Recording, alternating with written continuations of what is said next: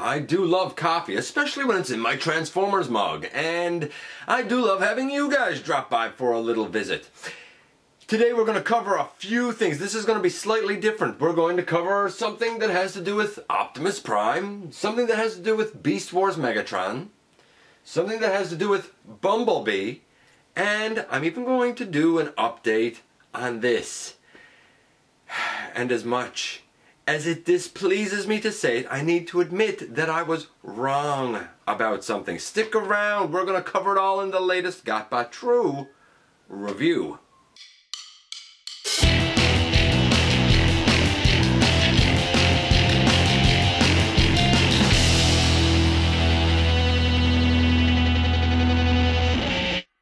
Hey guys, welcome back to the channel. I'm your host, Dennis Moulton, aka GotBot. As always, I'm going to say please like, comment, share, and naturally subscribe. It helps me tremendously. And hey, stick around, have some fun. You never know what kind of, off-the-wall stuff I might come up with. I am still steadily working on Season 2 of Universal Collision. That is coming along actually pretty nicely now. I certainly got delayed for a while with a lot of other responsibilities and whatnot. Such is real life. Have a look at Machinery of Men, The Everything Factor, Transformers Collectors NL, and me everywhere. And we're going to cover 4 things today. The very first is going to be my mug, my Transformers mug, that I looked at in episode 370. I got this for the holidays from Starscream Girlfriend. And I said, hey, it's the greatest travel mug that I've had. It's not the greatest travel mug that I've had, but it is a pretty great mug. And I said at the time that the artwork was, I thought, both G2 and of Jinrai, or Power Master Optimus Prime, and I'm wrong. Now, I hate being wrong, but Starscream Girlfriend, she doesn't like being wrong even more. Of course, she identifies with Starscream, and she identifies with Decepticons, and she's little and a little bit evil, so of course she had to find evidence to prove me wrong, and certainly she did. This came out in 2015, along with a lot of other products that had this image on it. It is indeed G2, and it was really in celebration of 30 years of the comics. And this actually came from, this is going to get a little bit random, I suppose. This actually is artwork that came from the UK run. After Marvel UK collapsed in 94, 95, in kind of celebration of the G2 line, there was a comic series that followed the Marvel continuity, picked up by Fleetway. And this is artwork as depicted from that series.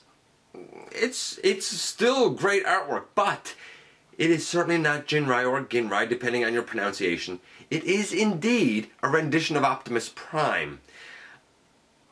I'm a little bit sad that I was wrong about this. No, I'm a lot sad that I was wrong about this, but I can't argue with the evidence that Starscream Girlfriend found. I had to tell her I was wrong. It was a... Man, that was a bitter pill to swallow. It was just like Megatron and the Decepticons winning. They won. They won something. But the facts are the facts. And while that was a bitter pill for me to swallow, you know what? It's also one of the reasons that I love her, because she actually put in the effort into the franchise, showed the interest to find the evidence to prove that this was, in fact, Optimus Prime. So, for anybody that saw me call this Ginrai, what can I say? My mistake, my bad. It comes from the Fleetway UK Generation 2 comics. Who knew? And then we come to item number 2 that I wanted to discuss. Now, it's not based on the toy, but it is based on the character of Optimus Prime. We just got news that there's going to be a Masterpiece version 3 Optimus Prime. And I'm almost not sure how to react. I've seen the gray prototype image, and I feel like it's off. I'm not that impressed based on what I'm seeing in that one image, and of course it could just be the way the picture's taken, it lacks color, but I feel like the chest is off. Word is that it's supposed to be more animation accurate and fit with the aesthetic that we've seen with, for example, Shockwave MP-29, I believe he was, and that we've seen with Megatron MP-36, where they're highly based on the animation. Version 3 apparently is going to be that way, but I expected everybody to be extremely excited about it. A new masterpiece Optimus Prime, even though a lot of people do, of course, love MP-10. I think it's alright. I'm not blown away by it, but I think it's alright. Do I think a version 3 was needed? No. Do I think that there's characters who should still get a masterpiece representation instead of Optimus Prime? Yeah, I really do. And as I started to read the feedback on this reveal, I found what I read to be extremely interesting. Yes, people are somewhat excited, but there were really two caveats that came with that. One, several people did think that, yes, indeed, there are other characters that should be represented first. And the second thing was, I'll see what the color is like, but I think I'm probably going to stick with MP-10 because if they do this for Optimus, they're probably going to do it for several other characters, and I really just don't have the interest or the funds to replace my entire masterpiece collection. I can certainly understand that.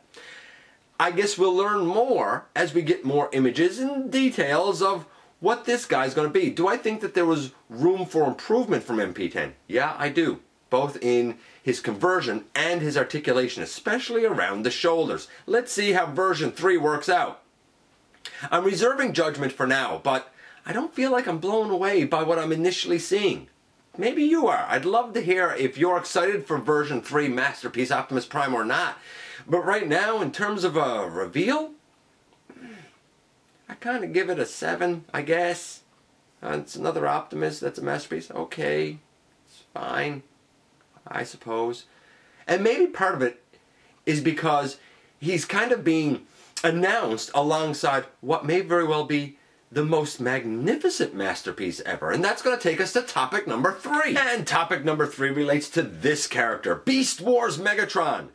And not long ago, I had Beast Wars Megatron react to the announcement of MP-43, his masterpiece incarnation. And at that time, we had only seen the gray prototype, and now we've seen color images. It has been stated that the images or the colors are still being worked on and tweaked. And a lot of people have sort of complained and said that the purple seems too dark, but I think it looks absolutely amazing. The detailing, especially on the dinosaur parts like the head here and the tail section over here, is amazing. The shading is amazing. The texturing is outstanding.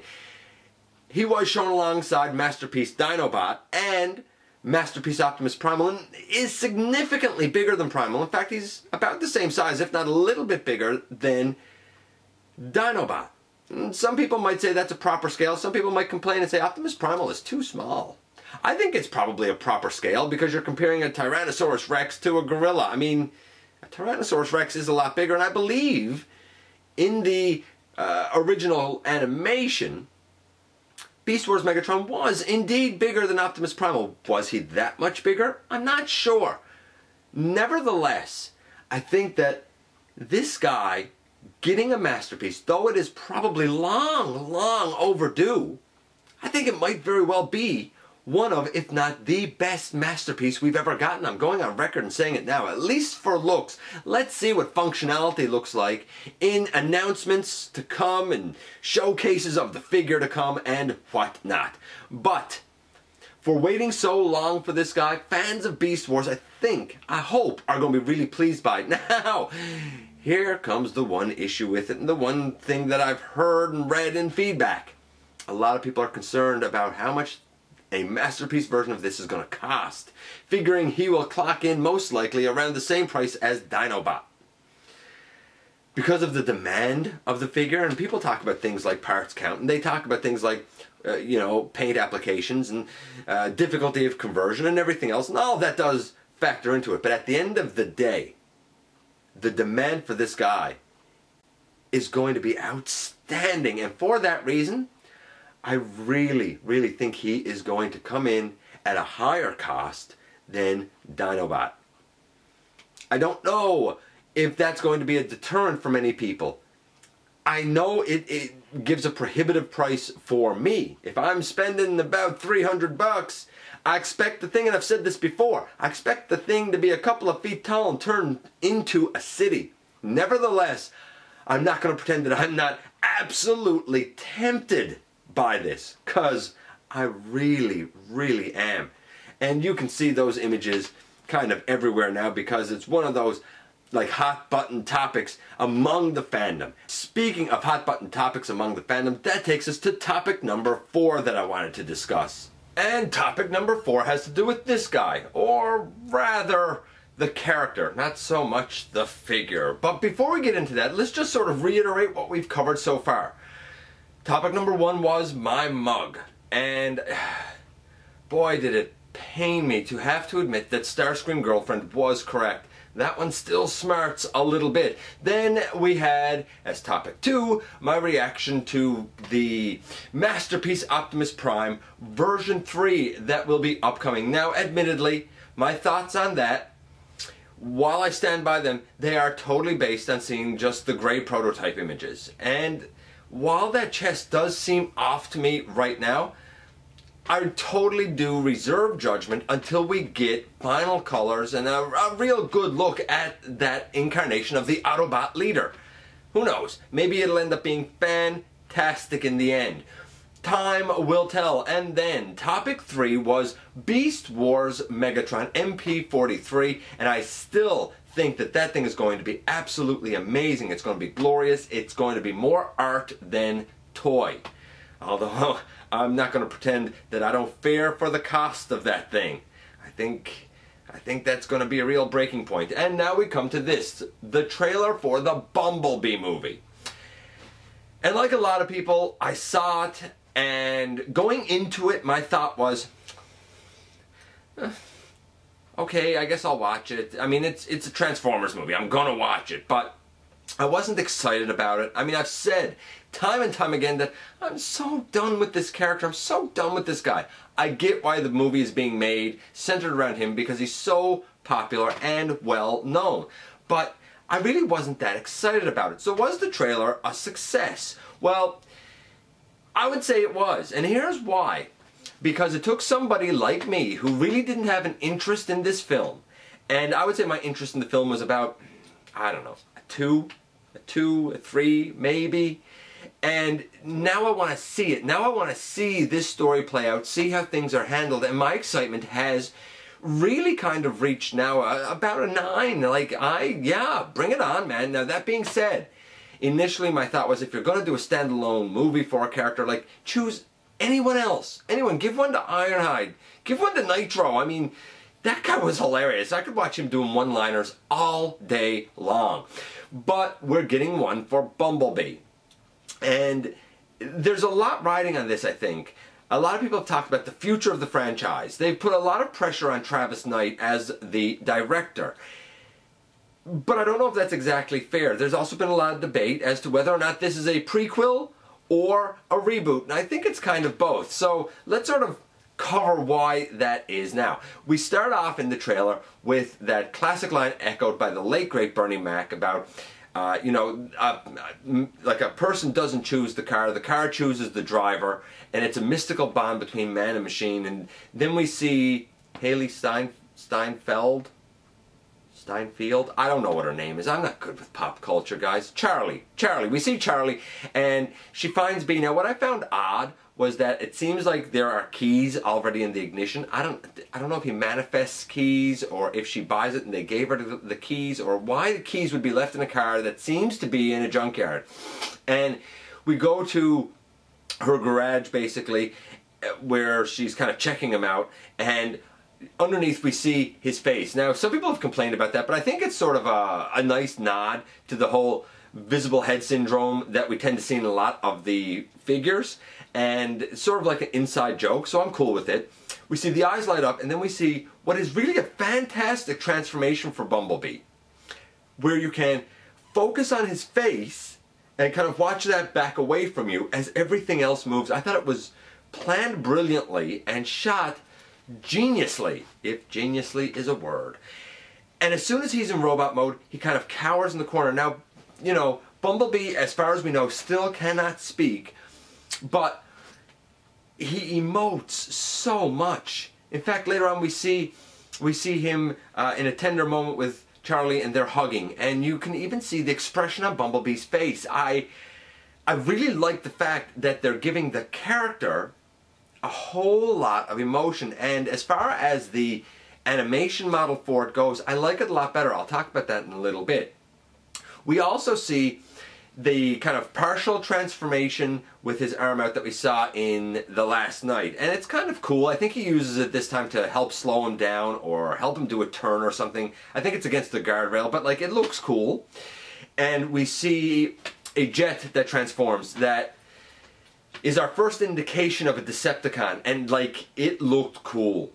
Like, the cockpit even comes down to become the chest, revealing the head, and with the coloring and whatnot, immediately everybody jumped and said it has to be Starscream. A few people were hoping it was going to be Ramjet, but a lot of people said it has to be Starscream because it looks absolutely like him. I'll talk about that shortly as well. We see Sector 7, if I'm not mistaken, in there, and John Cena is going to be playing Agent Burns in Sector 7. Again, we have another kind of threat in there besides the Decepticons. There's a very character-driven human side to it, but I think that it's going to be balanced nicely this time, or I hope it's going to be balanced nicely this time with the robots. I like the trailer because it made me interested, and it made me interested for a bunch of reasons. One, the story seems like it probably has promise. Now, I'm holding my judgment on that because it came out of the writer's room, and The Last Night came out of the writer's room, and that wasn't good by a lot of people's estimation. I enjoyed it for what it was, but I can see how it was heavily flawed, and I believe I said that it felt like they were attempting to take the formula used in an Iron Man movie and apply it to Transformers, and it didn't work because we already have a formula for Transformers, and we already have characters that we recognize, so you couldn't really change the, you know, kind of the formula and the characterization. I'm hoping that when it comes to this film, that the story is on a small enough scale that it can still be justified. So I do have hope for it. I'm interested to see what happens. John Cena. A lot of people are complaining about that too. Look, I've seen John Cena in a bunch of roles. Sometimes he does all right, and sometimes not so good. He doesn't really hit stuff out of the park, but I feel like that this sort of character could match him very, very well. I don't know if he needs to have kind of the acting chops of more renowned actors to be able to pull off this character well. It'll be interesting to see, but I kind of have hope that he'll be all right for it. That he will be all right for it. When we talk about the character models, I like that this time they seem to be more curved and rounded rather than these jarring mechanical designs. Like, they still look mechanical, but they have more of a G1 nod. Now with Bumblebee, it seems like we may have two alt modes. One is his bug mode, which I absolutely love. I personally am glad he's not a Camaro. I know that some people, that's how they associate him, and I understand that, man. I get it, that's your vision of Bumblebee, but for us old-timers going back to the 80s, we see him as a bug, and we always will, so it's nice to see that nod in there. As for the other vehicle mode, maybe a Jeep of some sort, if that, or perhaps it's all just parts that come out when his battle mask goes on, which does look like a bee, by the way, but maybe there are parts that come out and kind of cover up his chest in that battle mode. Maybe it's not an extra alt mode at all. I don't know. I don't think anything's been confirmed on that. And in terms of the Seeker Jet that we've seen, which is obviously Seeker Jet, you can't call it Thundercracker, and you can't call it Skywarp. The colors are wrong. I don't even think it could really be Ramjet because it doesn't have a cone head, so I don't want it to be Ramjet. Plus, it's not white. It has recently been, I don't know if it's confirmed or alluded to in a release, an official release, that says basically that Decepticon Starscream is lurking. So I think it is Starscream, which is great because he's immediately recognizable as the character. No, it's not a perfect G1 representation, but there's enough nods there to what Starscream looks like to make him recognizable, and I think that's the key. You see, what we have here is a very delicate balance that needs to be met. On the one side, you have the films that we already have, which have drawn people that were casual fans back into the franchise and drawn in an entire generation of young fans. That is the iteration of those characters that those fans know. So you still have to be true to that. You don't want to just throw that away. At the same time, you have long-term hardcore fans for the last 30 plus years, and you really want to be true to them. You need to be true to two segments of the fandom, and it's difficult, but I think that the kind of stylings that they're using for this movie work. Bumblebee has enough nods that, yeah, you know what, I'm okay as a G1 fan. I'm okay with him being slightly kind of modified, but having enough nods that, yes, it's definitely Bumblebee. The face still looks very much like the movie face that we know, and he still has his hood on his chest rather than his roof on his chest. I can live with that. Starscream probably looks like a closer iteration of his Fall for Cybertron version, which, again, isn't perfectly G1, but it certainly has enough nods that you're going to recognize and know that it's Starscream. I think it can please both segments. Neither will be perfectly 100% happy, but I think there's enough there that people will be at least contented with it. I certainly hope so for the fandom's sake. I feel like they are actually trying to pay respect to the fans and the knowledge that the fans know about these characters before ever having this movie. Now, what about it being either a prequel or a reboot? Like I said, I think it's a little bit of both. Incorporating that line from Bernie Mac kind of ties it to the films that we have, loosely. And this can certainly work as a prequel. Why does Bumblebee look different? Well, he doesn't have his Camaro alt mode. Why does Starscream look different? Well, again, he was there earlier. He doesn't have the same alt mode. Maybe the alt mode affected the way his robot mode looked later on. They're both here now, and Starscream, I assume by the end of it, will probably go into hiding, because I believe the Decepticons were already here in the 2007 film. Somebody can correct me on that if I'm wrong. And the Autobots showed up, so I would think, hope, that by the end of this film, Bumblebee, for some reason, somehow ends up leaving Earth again. I don't know. We'll see. We'll see how it plays out. But I think that it could have loose connections like that. I think it could work as a reboot as well, if it's handled correctly. And by that, I mean this. Reboots have happened before. I specifically think about the way it was handled with the Star Trek franchise. And those fans are rabid fans, just like Transformers fans. And when they announced that they were kind of rebooting it, a lot of people thought, well, does this totally discount and discredit everything that we've been fans of for so many years? No, because they had a major event take place. They had time travel that occurred, and then something happened in the past that changed the timeline, so now the future is kind of wide open again. It does not negate the past that has been, but it certainly opens the floodgates for what can be in the future. Transformers could do a very similar sort of thing. Now, I'm not saying that there's time travel in this. There probably isn't. But what I could see is them somehow now, assuming this film is a success, somehow kind of weaving a new story forward. And they could even tie it to the Unicron kind of cliffhanger that we're left with at the end of The Last Night. If they weave a new story going forward, somehow have it come back to Unicron again, and even sort of have two timelines converge because of Unicron, from the original movie series and this movie series, and have them somehow come together and kind of give us one overall finale for it. That would be great. Now, I don't know if that's going to happen. I have no idea.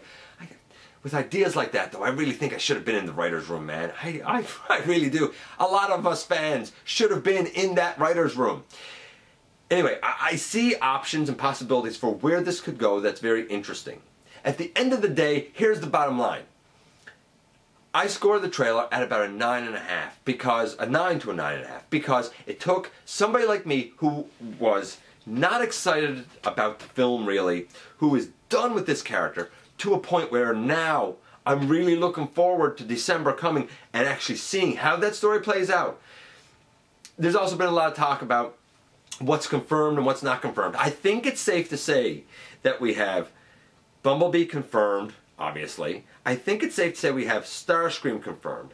I feel like I read something that said that voice work was being done for Barricade, so we're probably going to have Barricade. I don't know if that's confirmed, but I think it's a good chance. I hope it is. That'd be kind of cool. And I heard rumors of Cliffjumper, though I don't know, because I've also heard that there are going to be 3 Decepticons. Now, why does that matter? Because I've also heard that there's only going to be 4 bots in the film. If it's 3 Decepticons and Bumblebee, well, then there's not going to be a Cliffjumper. I don't know. There's still a lot up in the air, but I feel like the conversation is getting more interesting.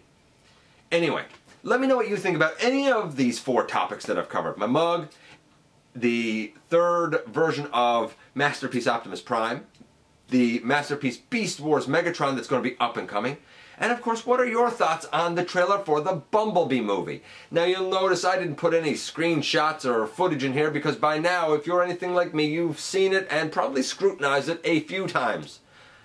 Some of you probably a few hundred times. But you know I love to hear your thoughts about this stuff. Please, let me know. Let me know. I want to thank you for dropping by, for giving me some of your extremely valuable time. I'm going to say, please, subscribe, stick around, have some fun with us, and what else is there to say? I very much look forward to the next time that you and I get together to have another visit right here inside the videos.